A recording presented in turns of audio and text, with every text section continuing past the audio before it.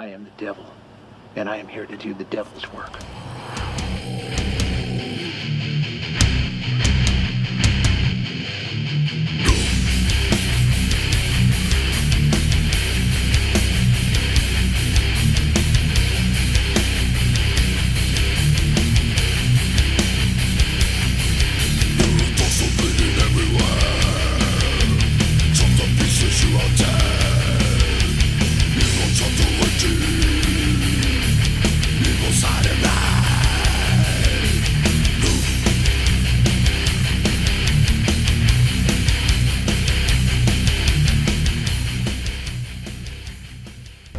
My name is Patrick Sheridan, and I play guitar for Fit for an Autopsy.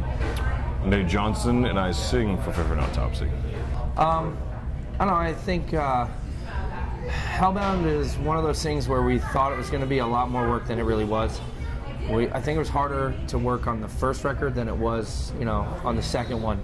This one we had all this stuff kind of pent inside of us, and we needed to get it out. And we had a little something to prove on this record too. We got signed to a bigger label, and we kind of got doubted for a little while, and pushed into certain categories. So we wanted to write a banger, and I guess we were just all in the right place, right time for it, and it happened really well. So I could add to that. I say the first album was a discography, essentially everything we pretty much had up until that point. A couple years of writing and actually playing these songs together, trying to figure out where we wanted to go musically, and you'd almost think like the second album take longer so it doesn't rush, but the fact that it got written and put together as quick as it did is kind of surprising, and it was actually a lot easier the second time around. Lyrically, the first album was more of a concept, using like the tangible ideas of how people use religion. To kind of wrap up, we're always seeing people are always saying like the end is near kind of thing, the revelation and this and that, and it seems like every year somebody's got some new event to tag onto it as far as like this is the end, this is the end, this is the end. And I guess it's just like it was a realistic take on how the world would actually fall apart essentially if something was actually the end, if it was actually gonna the shit hit the fan essentially. The new album is more of just a day-to-day account of the realistic shit people got to go through every day, between work, dealing with politics, some shit they can't change. Still, the religion thing is in there. Tangibly how people use religion, not even the fact of like whether you believe in it or not, but how people use that in a form of ways of advancing their own ideas, or the way that there is evil present in people, and whether they believe in the devil or not, or God essentially as well. I think musically, we got not that we think it's a bad thing, but we were told that we are a deathcore band and we are nothing more than a deathcore band, and we've been pigeonholed and on the internet, and every website has what they want to say, and the Van Flip this and that and the other thing, and we took it for what it was. But at one point it got to be like we feel like we had more to offer. So when we went in the studio and we wrote this album, we still love the crowd that we brought, and we still love the music that we wrote for them, and we want to stay in that deathcore-ish kind of area because we like heavy music, we like breakdowns. I mean, bands like Suffocation and Obituary and stuff like that, they've been doing that since I started listening to death metal, which is the very first wave of real death metal.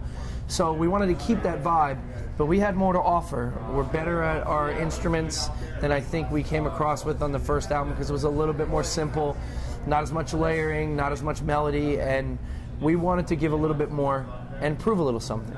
So, Nate went above and beyond with his lyrics and his vocals, so we felt we had to match that, and we came up with this idea on how we wanted to write the record, well before we started writing it, so we knew it was going to be a challenge. But once we got in the studio and, we started working on all of these new songs, having a guy like Will, who is the member that doesn't really tour with us very much, Will Putney, is an engineer, and he's a very important writing tool for Fit for an Autopsy.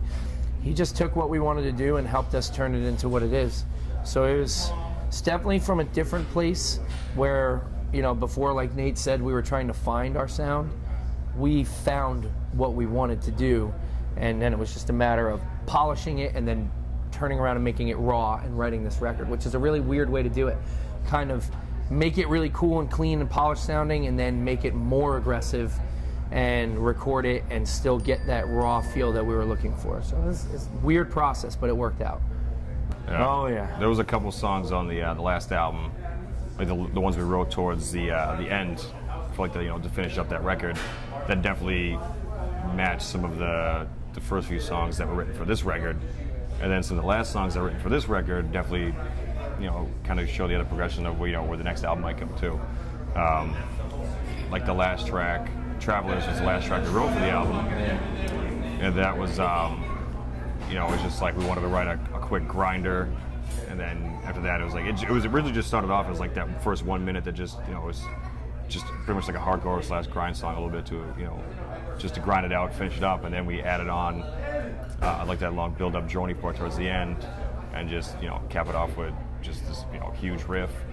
And but I mean that's that's kind of where we want to go. But I mean then there's this, like I said, like Tremors, another example of where we kind of want to go, where it's, there's some atmosphere in there. It's a little slower, more like brooding. Yeah, just the atmosphere to make it darker.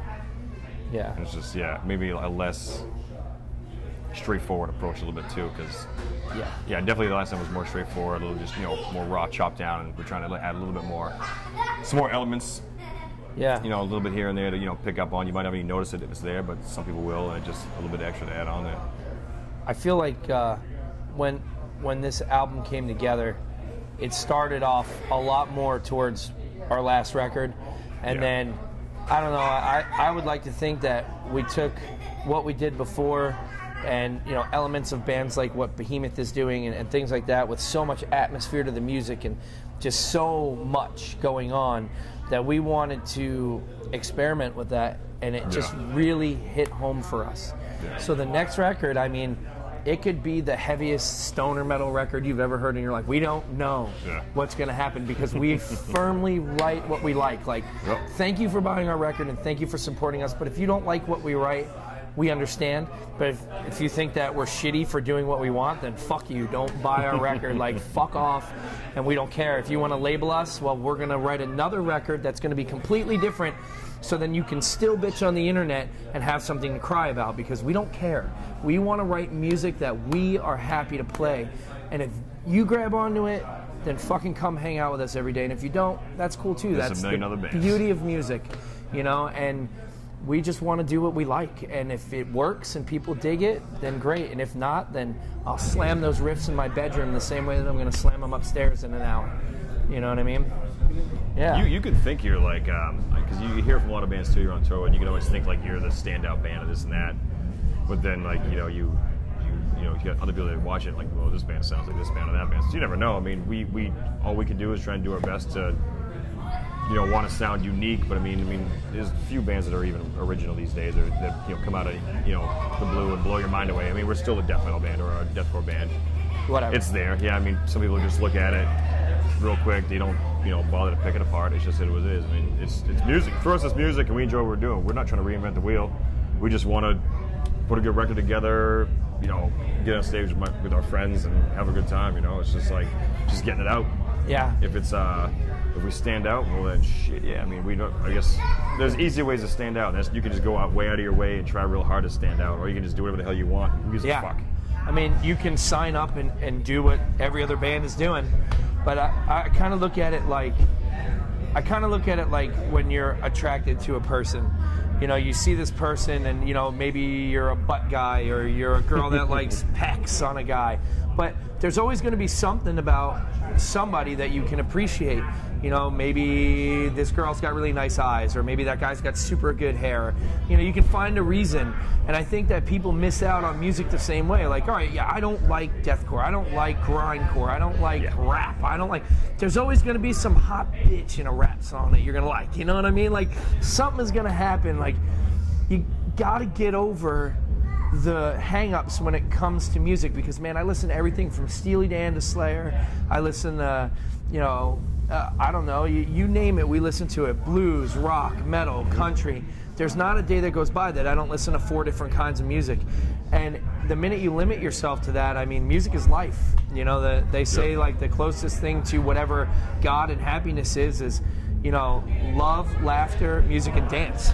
You know what I mean? So if you're going to miss out on any of that, then you're starving yourself. You know what I mean?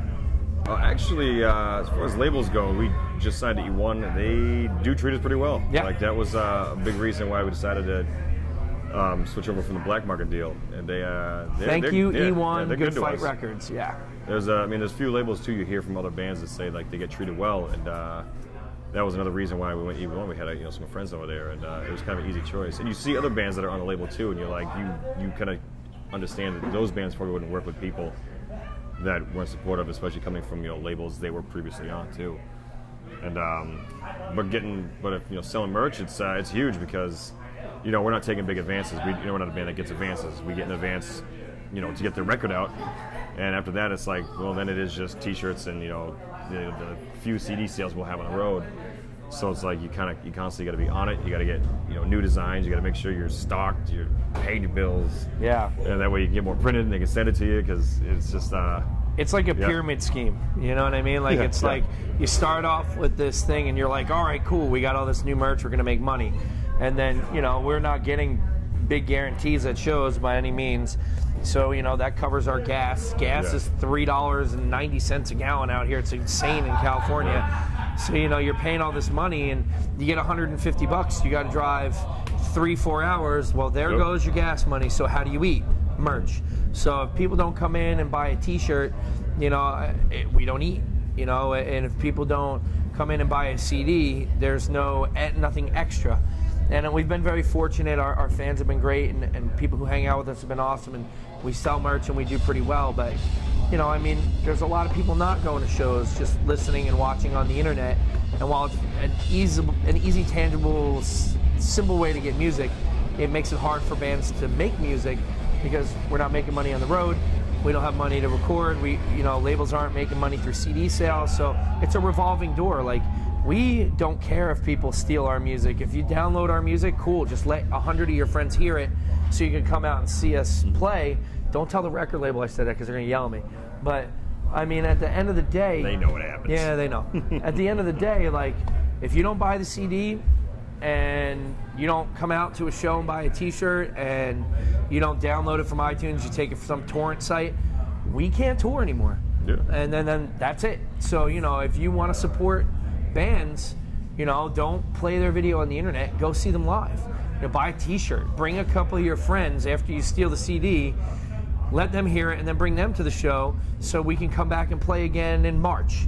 You know what I mean? And that's like the real shit. So, I don't know. Was it announced yet? Are we allowed to talk about it? I don't give a shit. We have a tour. If it happens, it does. If not, who cares? Next, we are currently we're finishing this tour. We're taking a little bit of time off for the holiday, and then we are tentatively slotted to possibly go on tour with Chimera in February. I believe the lineup is currently Reflections, Us, Oceano, I Wrestled a Bear Once, and Chimera. Now that's just a tentative thing that's being discussed. Hopefully it'll happen. And then we do have some other pretty cool stuff in store that we can't really discuss right now, that I will get in trouble for if I talk about at all. So Chimera, I apologize if we're not supposed to be saying anything about it, but no news is bad news. So by the time it's on the internet, who knows? Yeah. We'll probably will not be on it, or we will be on it.